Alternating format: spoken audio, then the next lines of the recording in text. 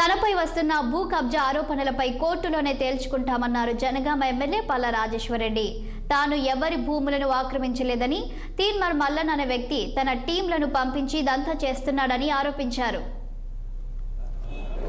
నా మీద కేసుల మీద కేసులు పెడతా ఉన్నారు. అక్కడ ఒక తీన్మార్ మల్లన్ అనే వ్యక్తి విపరీతంగా బెదిరిస్తూ అందరిని కూడా ఇబ్బందులు పెడుతూ మొత్తం టీంలను పంపిస్తూ డబ్బులు కావాలని చెప్పేసి అందరిని ఒత్తిడి చేస్తూ ఈవెన్ వాళ్ళందరి మీద కూడా కొంతమందిని పోగు చేసి కేసులు పెడతా ఉన్నారు. వాటన్నిటిని కూడా చట్టబద్ధంగా అదేవిధంగా న్యాయబద్ధంగా ఎట్లా ఉంటే వాటన్నిటిని ఎదుర్కొంటాం. ఎవరి ఉడత ఊపులకు బెదిరింపులకు భయపడేది లేదు.